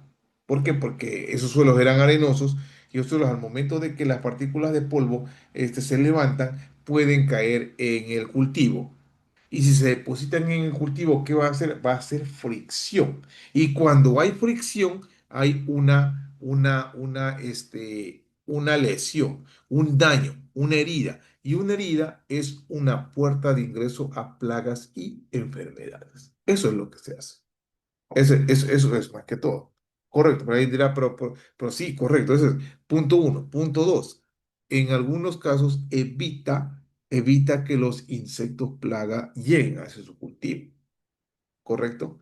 ¿Por qué razón? A ver, cuando fui estudiante me llevaron a un pequeño grupo de productores de ají y la mayoría tenía infección de plantas infectadas con virus, plantas de ají, ¿correcto? Plantas de ají. Entonces, y revisando, inspeccionando todo, veíamos de que un productor no tenía infección, no tenía esas plantas, no tenían plantas infectadas con virus. Y en este caso, y por ahí revisando, cosiendo la consulta, el señor tenía sembrado maíz alrededor de su parcela. Y yo le decía, le pregunté, ¿por qué usted siembra maíz? No, es que me gusta hacer. Nosotros somos de la parte sierra y consumimos el maíz si es posible, todos los días. Está bien. Entonces, ¿eso qué hace? El maíz es de un tamaño alto que obviamente en gran medida, impide de que el insecto llegue a ese punto, de que el insecto que es vector del virus, obviamente, no pueda, en este caso, realizar el proceso de infección. Entonces, eso es muy importante para que podamos entender y podamos también implementar. Yo en este caso sabía que colocaban este limoncillo, todo, pero también es una especie de carrizo de caña que tienen en la mayoría, tenía rodeado ese cerco para evitar obviamente la presencia de estos insectos. Y todos sabemos especialmente que los insectos, algunos son vectores de plagas y enfermedades como de plagas, de virus, perdón, en este caso. Y obviamente necesitamos entender eso, sí. Entonces, el enfoque busca reducir la dependencia de los plaguicidas químicos que presentan importantes inconvenientes socioeconómicos y ambientales. Claro que sí. Por ejemplo, ¿qué pasa si nosotros estamos produciendo lechuga? Lechuga que es para consumo en este caso en fresco. Lechuga es una hortaliza que se utiliza, bueno, aquí en Perú se utiliza bastante y se comercializa bastante, bastante la lechuga en el arte culinario bastante, pero también en este caso hay que ver cómo yo puedo producir. Mientras más fresca la lechuga es mejor. ¿Correcto? Entonces, ¿qué tipo de productos yo puedo utilizar? ¿Y cómo puedo minimizar yo el efecto, minimizar la infección de plagas? ¿Cómo yo puedo minimizar? Ahí utilizan trampas. Estoy en una franja alrededor de diferentes puntos, trampas amarillas con diferentes feromonas para que sean atrayentes y obviamente más un cebo, obviamente atrapen a ese tipo de insectos. No es al 100%, pero es una forma de ayudarse. Es una forma de controlar, en este caso, a los adultos. Entonces yo tengo que hacer eso y tengo que ayudarme con eso. ¿Para qué? Para minimizar el uso de productos químicos. ¿Claro? Es muy diferente frente a un cultivo como granado, como cultivo como por ejemplo algún otro cultivo que se vende por presentación, como por ejemplo la selga también, la selga, la lechuga, hay diferentes variedades de lechuga y ahí producían diferentes variedades de lechuga que obviamente eso necesitaban sacarlo. Y ahí en este caso tienen certificación Global Gap que en cualquier momento llegaban y obviamente los comercialistas, los que compraban ese tipo de lechuga ingresaban en cualquier fecha del año a tomar muestras, a revisar todo y todo salía bien. ¿Por qué? Porque obviamente se ayudaban. ¿Qué hacían? Utilizaban productos químicos de ligeramente tóxicos que no eran en este caso muy de baja peligrosidad y obviamente se ayudaban con las trampas. Ok, entonces eso es el control biológico. Mecanismo del control biológico, depredación y parasitismo. Ya hablamos qué hace un depredador, cómo parasita una abeja, coloca un huevo, inocula un huevo y obviamente se desarrolla y empieza a comer. La depredación es obviamente la mariquita que está haciendo depredación, esa es depredación de la mariquita. Pero también en este caso hay diferentes patógenos. Agentes microbianos como bacterias, hongos y virus infectan y matan a la plaga. Por ejemplo, Bacillus thuringiensis se utiliza ampliamente con el control de insectos. Sí, Bacillus thuringiensis, ahí también hay un, hay diferentes hongos que son entomopatógenos y uno de ellos también es Beauveria baciana. Beauveria baciana, Lecanicirium lecandri, hay Pyromyces, pues Pyromyces, que obviamente también son utilizados. Ahora en este caso, ahora hay consorcios de agentes de control biológico. Hay consorcios. ¿Consorcios por qué? Porque solamente vienen tres hongos en ese punto, tres hongos que obviamente cumplen su función. Sí, hay consorcios que hoy en día son a base de bacillus, a base de tricodermas, a base de calicilium o Aspergillomyces. Son consorcios obviamente que ayudan a mantener el control. Entonces, aquí, por ejemplo, son Bacillus thuringiensis. Esto es una bacteria. Bacillus es una bacteria que obviamente se utiliza para el control de plagas en insectos. Se utiliza. Bacillus subtilis también es otro hongo entomopatógeno que también tiene bastantes usos, ¿sí? ¿Cómo es que ellos realizan el proceso de control? Obviamente hay por medio de competencia, que la introducción de especies no dañinas compitan con las plagas con los recursos que puede ayudar a controlar las plagas. Sí, se los puede utilizar, sí. Hay también antibiosis y micoparasitismo. Algunos agentes de control biológico, como los mencionados acá, producen sustancias que inhiben a los patógenos. Producen sustancias que compiten con las enzimas, son enzimas que degradan la cutícula del insecto. Una vez que ese hongo se deposita sobre el insecto, empieza el proceso de colonización y se va desarrollando. Y como se va desarrollando, necesita alimentarse y va poblando poco a poco al insecto. Ahí hay antibiosis que segrega sustancias perjudiciales para el insecto y el micoparasitismo también en este caso que ayuda en gran parte a realizar el tipo de control. Aquí está. Desafíos del control biológico, en este caso, pueden verse influenciados por las condiciones ambientales y la presencia de otros organismos. Claro que sí. Por ejemplo, en estos hongos entomopatógenos, aquí vale la pena hacer la pregunta, ¿qué se tiene que tomar en cuenta para aplicar un controlador biológico? ¿Qué se tendrá que tomar en cuenta? Punto uno, en este caso, es el momento adecuado. ¿En qué momento yo del día voy a aplicar este control biológico? ¿En qué momento del día voy a aplicar este hongo entomopatógeno? Voy a aplicar esta bacteria. ¿En qué momento del día? ¿Por qué? ¿Por qué yo tengo que tomar en cuenta esto? Porque al ser productos al ser productos vivos, necesitan un periodo de adaptación. Yo recuerdo que visité un productor en Ica y en Ica eran las 12 del día, 12 y media por ahí, y estaban pidiendo aplicación de tricoderma. Y yo le decía al jefe que estaba ahí, le digo, pero ¿por qué aplicas a esta hora? Me dice, no, tengo que terminar mi tarea, tengo que cumplir la meta. Pero si son las 12 del día, ¿qué es lo que sucede?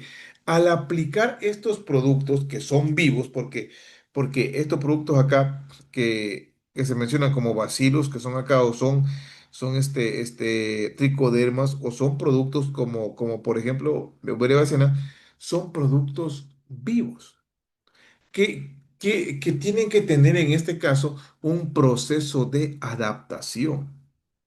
Un proceso de adaptación, ¿para qué? Para que pueda, en este caso, o este proceso de adaptación pueda realizar su efectividad. Eran las 12 del día y ustedes saben cómo son Ica. Ica es una zona que tiene a las 12 del día, hace bastante brillo solar y aplicarle a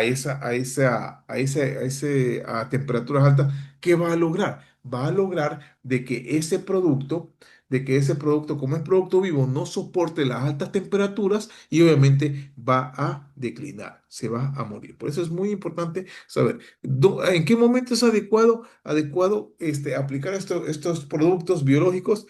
Obviamente es en las horas de menos brillo solar.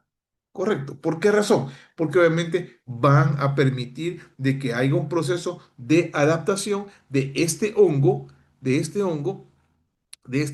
obviamente en el medio ambiente y pueda causar. Yo, por ejemplo, en algunos casos es recomendado que se aplique a partir de las 5 de la tarde. Hay algunos fondos que hacen aplicaciones en la noche. En la noche lo hacen aplicaciones.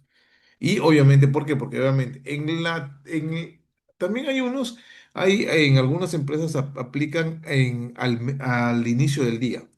Pero obviamente al inicio del día aplican a las 7 de la mañana hasta las 9:30, 10 empieza ya el proceso. Bueno, quizás les resulte, pero es muy importante saber en qué momento ustedes van a aplicar eso, ¿correcto? Entonces, hay también producción y aplicación en masa. Desarrollar métodos rentables para la producción y aplicación de masa de agentes de control en grandes cantidades, sí. ¿Por qué razón? Porque obviamente, si bien es cierto, hace un momento les indiqué que ya hay productos que son obtenidos a escala industrial, obviamente ya es todo un desafío. ¿Cuánto te logra perdurar? ¿Cuánto tiene de vigencia un producto químico? Será 2, 3 años. Y un producto acá, ¿cuánto te dura? Como es producto vivo, ¿cuánto te dura? ¿Correcto? Entonces, no es lo mismo, no es hay una total diferencia. ¿Para qué? Para aplicar estos productos. La introducción de nuevos agentes de control biológico puede tener consecuencias ecológicas no deseadas, como proporcionar recursos para otras plagas. Entonces, entonces, entonces ahí puede tener consecuencias porque obviamente ¿qué pasa si yo traigo, como lo mencioné antes, de otro lado, traigo alguna avispa parasitoria? ¿Y qué pasa si esa avispa parasitoria o depredadora o masticadora, en este caso, sirve de alimento para otras plagas?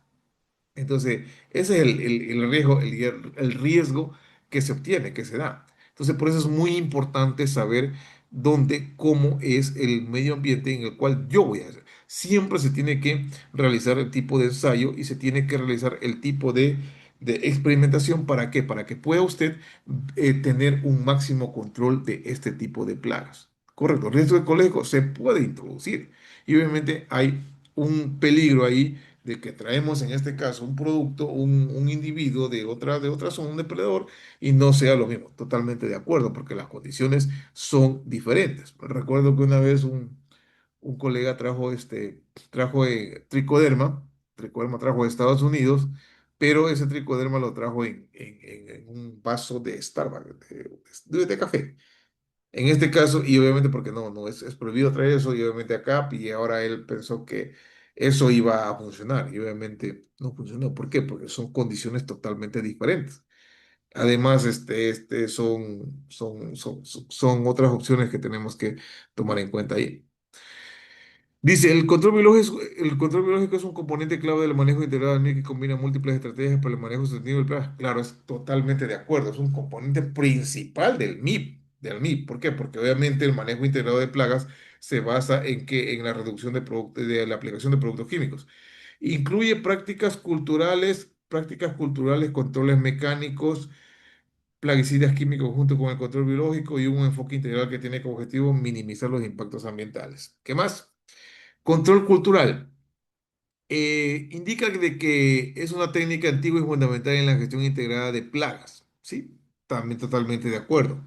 Correcto. Por ejemplo, teníamos nosotros infección en mandarina, teníamos infección de áfidos, ¿correcto?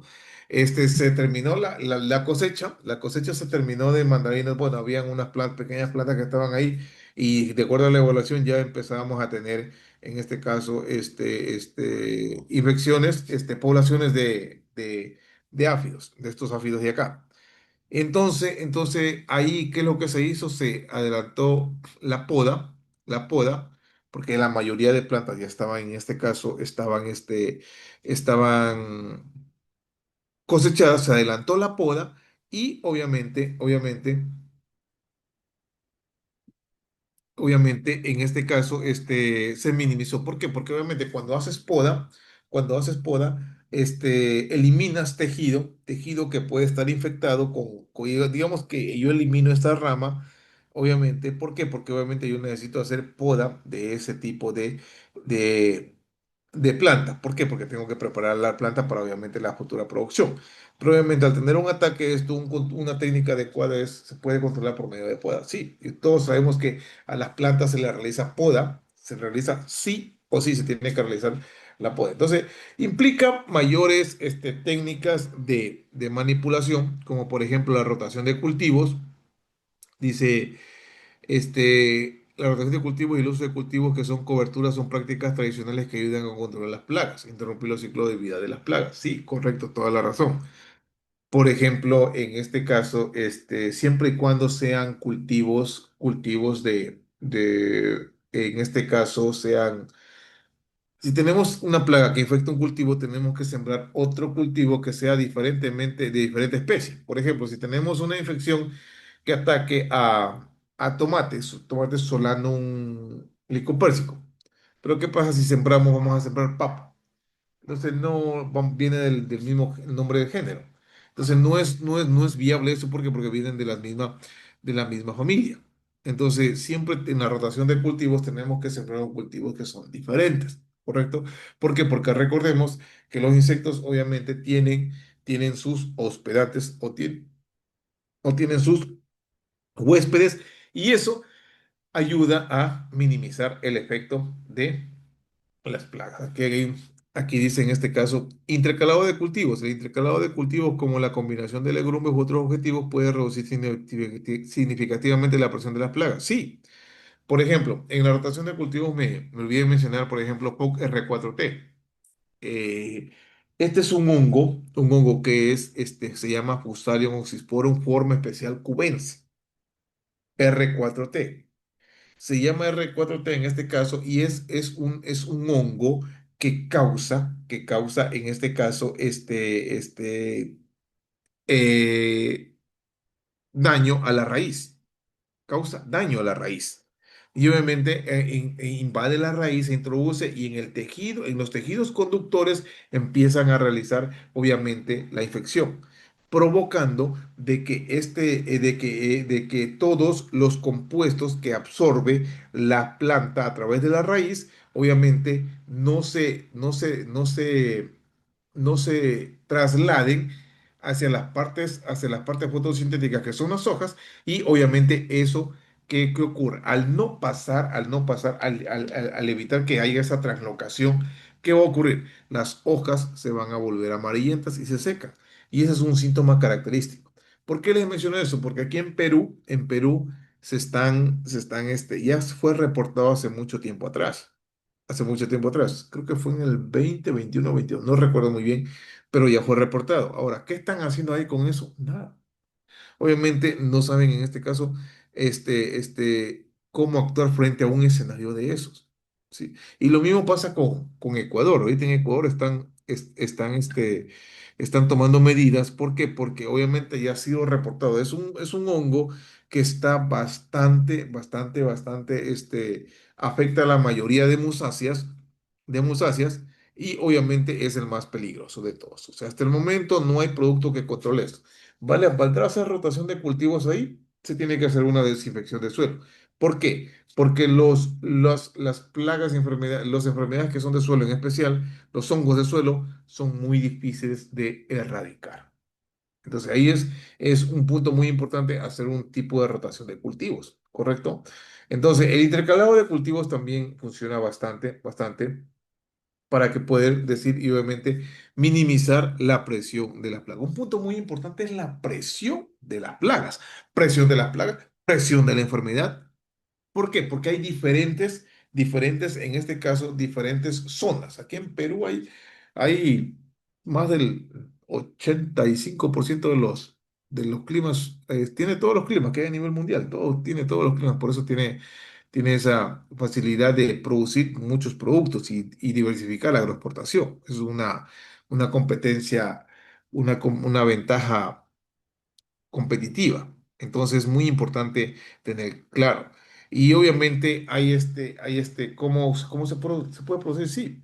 ¿Qué consideraciones se debe de tomar en cuenta para colocar las trampas? Las trampas funcionan bien en el control de plagas. Funcionan muy bien, muy bien.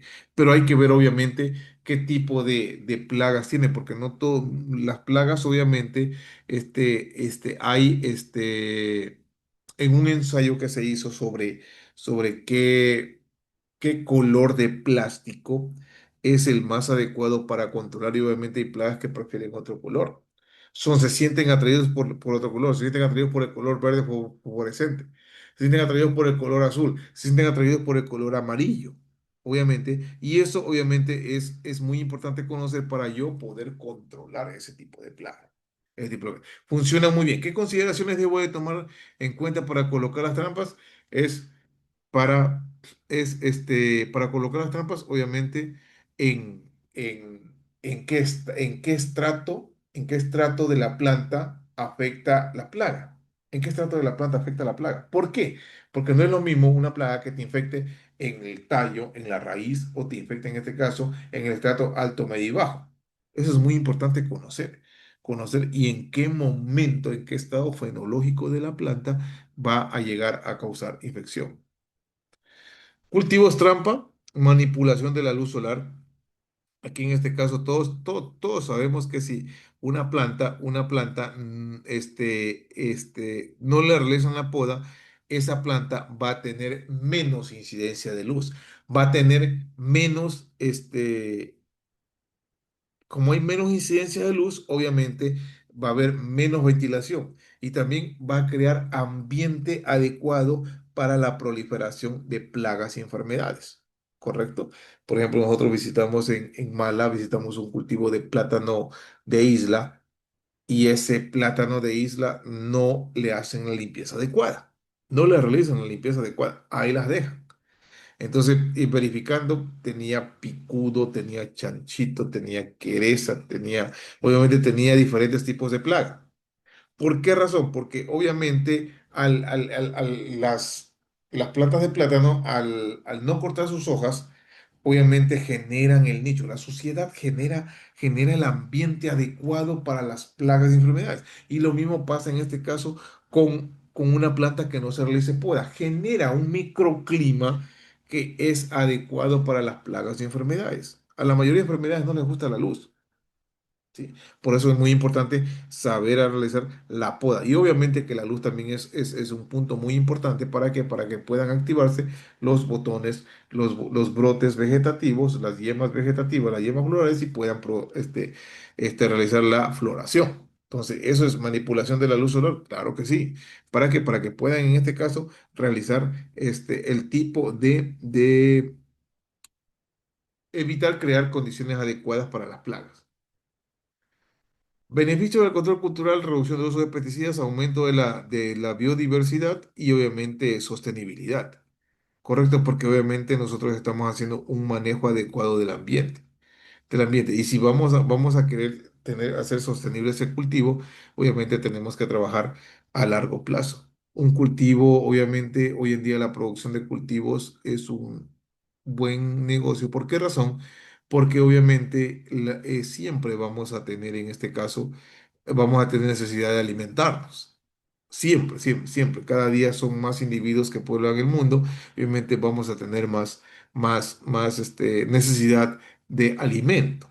¿Alimento? ¿Qué tipo de alimento? Obviamente todos los alimentos que hay. La mayoría de los alimentos que se producen, obviamente necesitan de los agentes polinizadores. Y obviamente si aumentamos esa biodiversidad, vamos a tener mayores depredadores, vamos a tener en este caso mayores parasitoides para realizar el tipo de control biológico de estos insectos. Y por último, que son dos láminas nomás, importancia económica.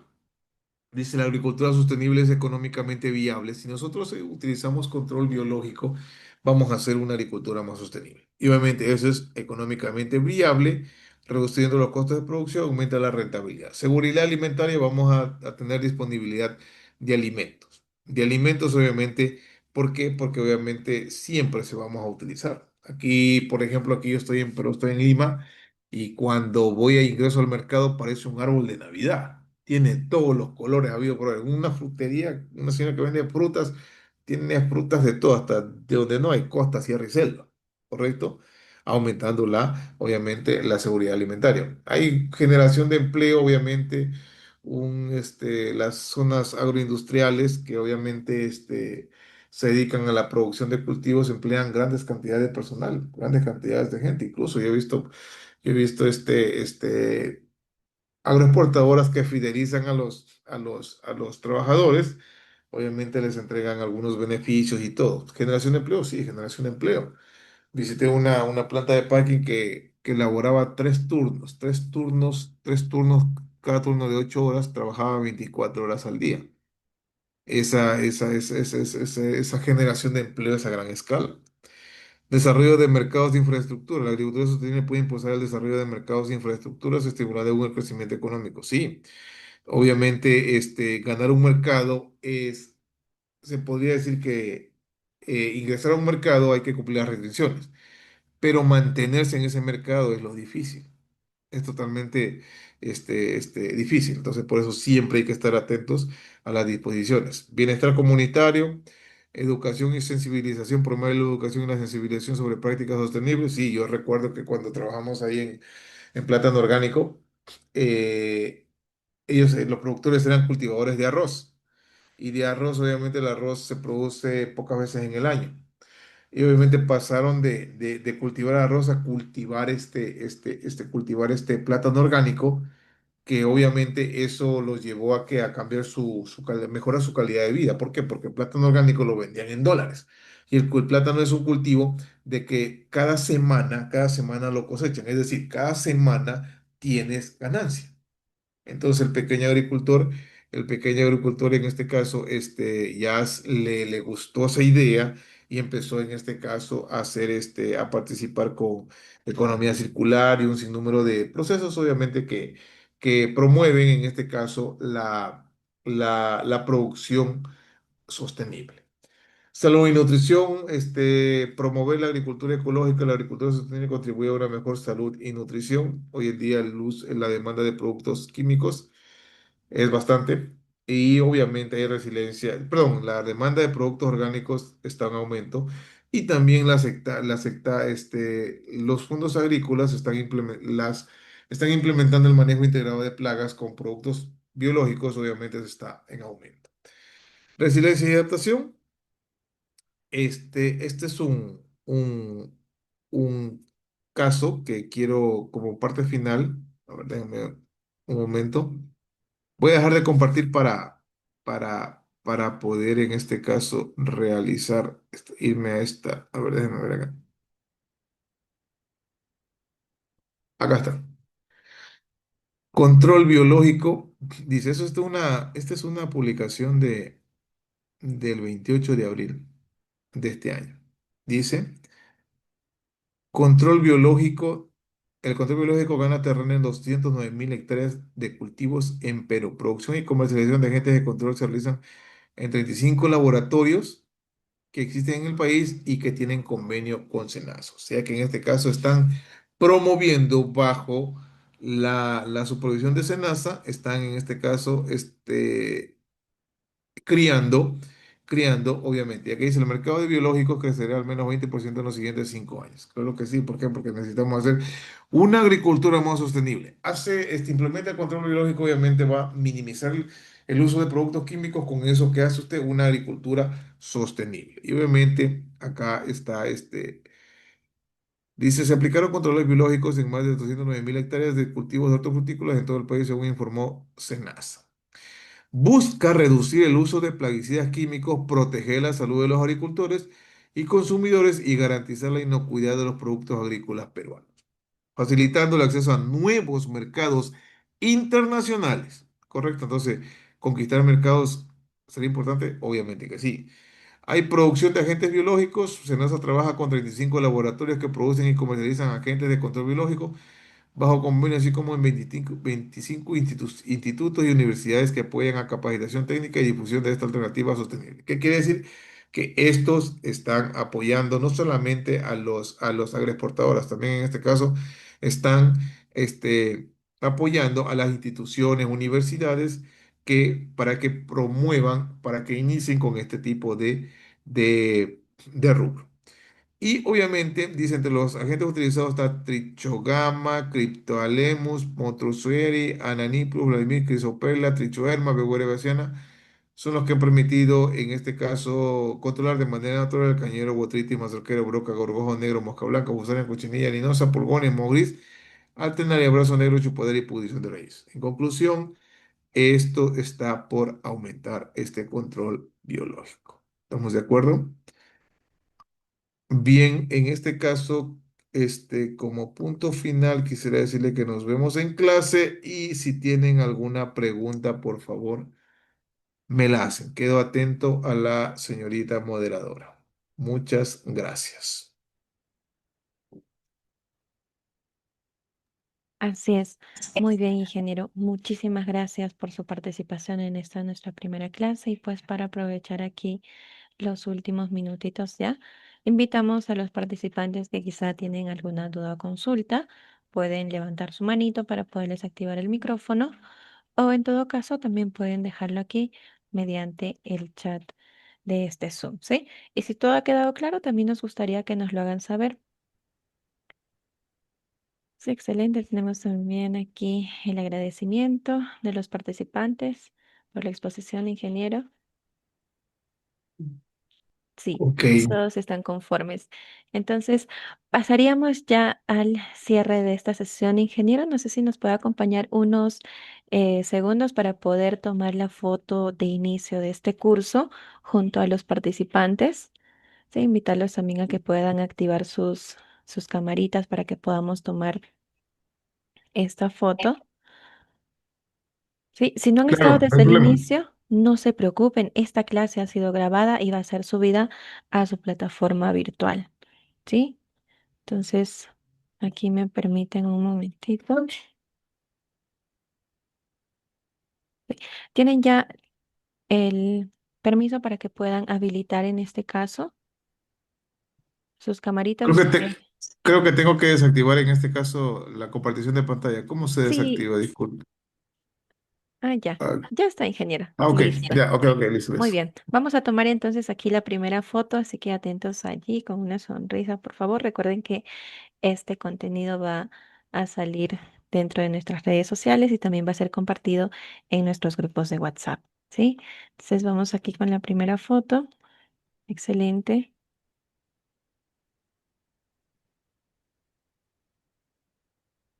Muy bien. Muy bien. Entonces ya con ello, ingeniero, habríamos terminado esta primera clase. Nuevamente darle el agradecimiento por su participación y pues nos estamos reencontrando este viernes para el desarrollo ya de nuestra segunda sesión.